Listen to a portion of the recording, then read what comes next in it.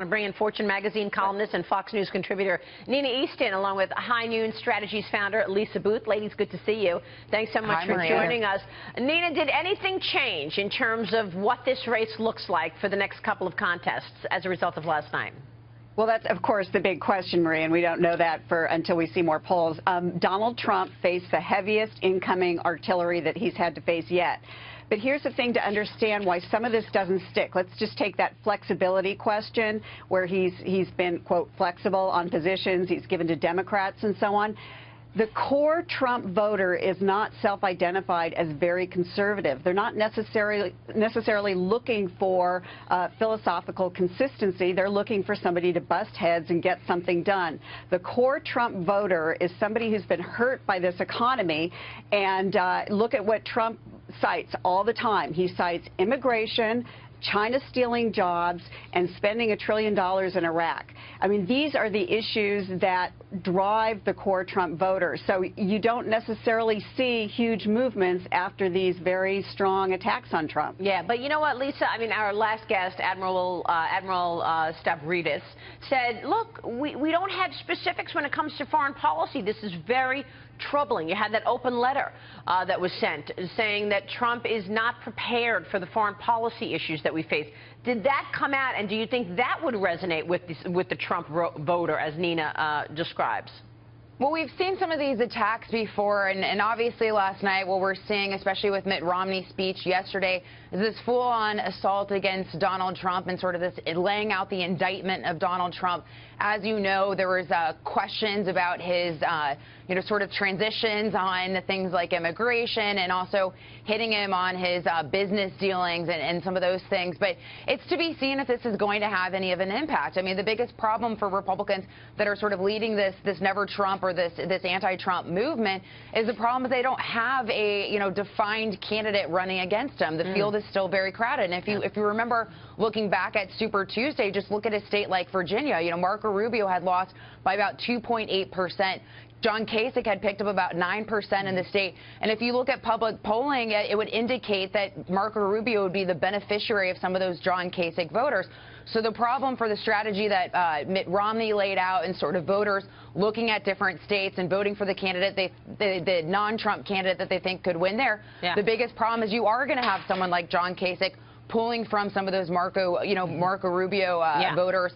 And same thing for, John Kasich in Ohio. So I think that's the biggest problem. If the field remains as crowded as it is, then Donald Trump's going to be the beneficiary of that. That's the point that you made earlier, Dagan, that John Kasich took votes from Marco Rubio. Yeah, Rubio without Kasich in Virginia would have won Virginia by a decent margin.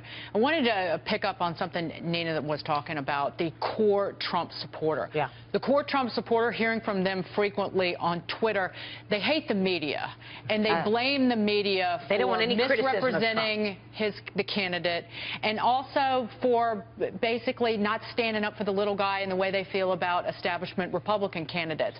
So I thought Trump hurt himself when he wouldn't say that off-the-record conversation, sure, the New York Times can release that. I think he hurt himself when he seemed to soften his position on H-1B visas. These are high-skilled foreign workers.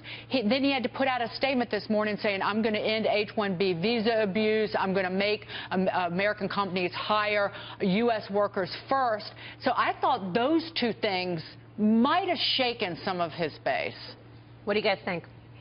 Well, I actually think I thought Ted Cruz said it best. By the way, I thought Marco Rubio was, descending into the name calling really did not do well for him. I felt like I was back at home with, two young boys many years ago fighting with each other, and he was the little brother, being the tattletale. But I thought Ted Cruz actually was a more articulate critic of Donald Trump. And when he said that Donald Trump is part of the cronyism and corruption that you are voting against, so please come join me. And again, he cited not only changes on immigration and so forth, but of course the checks that Donald Trump has written to Democratic political figures, including Hillary Clinton, during her presidential campaign. That's an effective, should be an effective attack on Donald Trump. The problem is, we always think these are going to be effective attacks, and they're not. They don't so stick, we'll see. Yeah, I agree with you 100% on that, Nina. Jack, what do you think? What strikes you, Jack? Well, you know what really struck me? I'm sitting there watching this debate thinking, I'm on the board of directors. I got to go back and come up with my recommendation for who we're going to hire as CEO. You hire Donald Trump or Ted Cruz, within the first month, half of your best managers are going to quit. I can't work with these guys. Wow. Marco, you know, like Nina said, it's the little brother.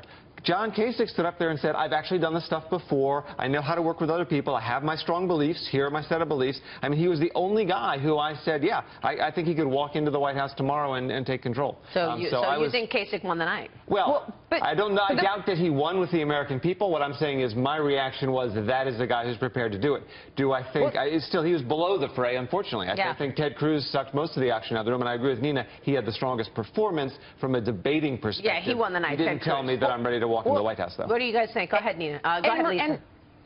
And Maria, but the problem with that is, John Kasich, Governor John Kasich has been the adult in the room, but he hasn't been the beneficiary of being the adult in the room. That hasn't benefited him in any of these contests outside of, Vermont and New Hampshire, but he hasn't been the beneficiary of being the adult in the room. And the thing is, what was mentioned earlier with some of these attacks against Donald Trump, Mitt Romney's speech yesterday is probably only going to embolden Donald Trump because he's been running this rage against the machine type campaign, and to a lot of his supporters, Mitt Romney is the machine. He's seen as the establishment, or so are the individuals that attacked him on the stage last night. So they're not even hearing these attacks, and if they are hearing it, doesn't matter to them because they represent, the Ted Cruzes, the Marco Rubios, the John Kasichs, the Mitt Romneys, represent what they believe is wrong with this country, the typical politician who has been lying to them, who have been promising things that they've failed to deliver. So these attacks are falling on deaf ears. So it's to be seen if they're going to have an effect. We're going to know real soon with Michigan coming up and Florida and Ohio when we get to the winner-take-all states on March 15th. For sure. Nina, Lisa, great conversation. We appreciate your time this morning, ladies.